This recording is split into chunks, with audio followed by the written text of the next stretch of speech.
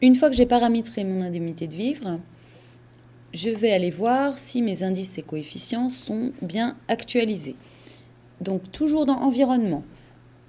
Majoration pour faible effectif, on s'en occupe plus, c'est plus d'actualité. Indices et coefficients, juste en dessous, mise à jour des indices et coefficients. Donc là, je regarde, on est bien au 19 mai 2019. Mon indice forfaitaire de correction au régime mère est égal à 1, c'est bien. Coefficient minoratif si métropole 1, si outre-mer 1. Donc là, c'est à jour. On valide et c'est bon. Dans le cas où le taux ou la valeur évoluerait, on viendrait les modifier dans cet onglet. Ensuite, je vais aller voir mes indemnités supplémentaires. Donc toujours dans environnement, je vais aller les paramétrer correctement avant de les attribuer à un groupement. Donc indemnités supplémentaires, mise à jour des indemnités supplémentaires. Là, je clique sur la petite loupe ou j'appuie sur F3 pour faire une recherche. J'en ai plein. Il faut savoir qu'une fois qu'on a utilisé une indemnité supplémentaire, on ne peut plus la supprimer. Agenor, elle enregistre. On voit qu'il y a des indemnités qui sont complètement obsolètes. Avant, il y en avait une dizaine. Maintenant, on n'a plus que l'IS2 navigation, l'IS3 activité avec ses différentes zones, l'IS3 exceptionnel et pour les sous-marins, l'IS4 sous-marin. Donc, je vois que j'ai mon IS2, très bien. Je vais aller donc créer, il me manque mes IS3.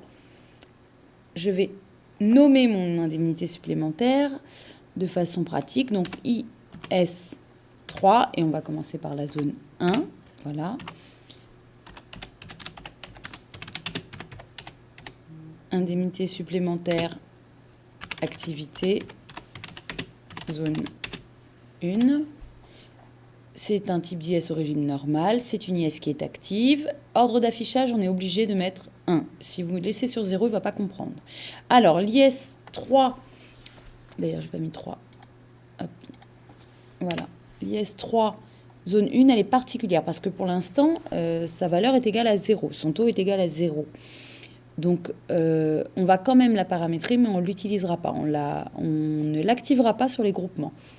Date d'application, 19 mai 2019. Taux métropole.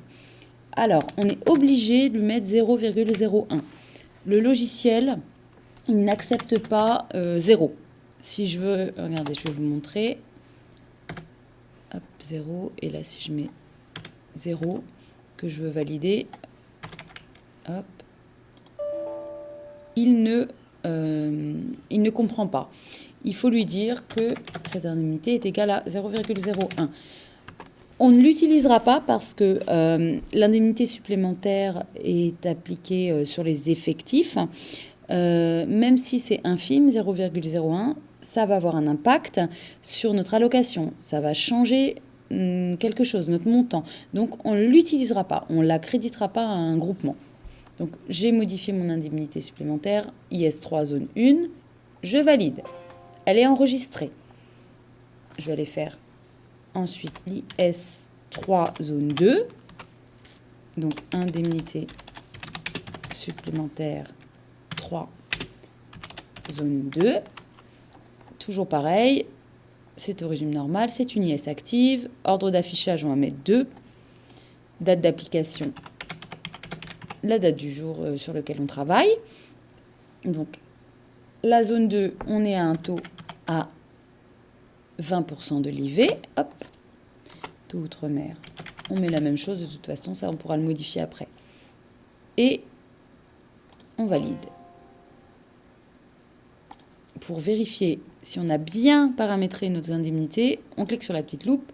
Je les vois qui apparaissent ici. Tiens, je vois que je n'ai pas mis activité pour l'IS3 zone 2. Je vais donc modifier mon intitulé, mon libellé. Les taux, on est bien. Et on valide. À quoi ça va nous servir de paramétrer nos indemnités? On va pouvoir aller dans groupement, mise à jour des groupements,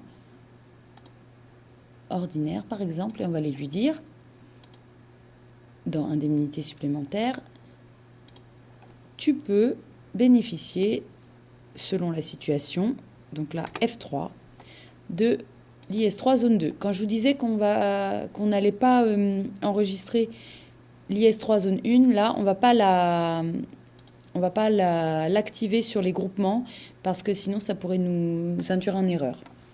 Donc on la laisse dormante pour l'instant jusqu'à ce que le taux évolue. Donc au 19 mai 2019, à partir du 19 mai, je peux bénéficier de l'IS3 zone 2 jusqu'à la date de fin de mon indemnité. Et je valide.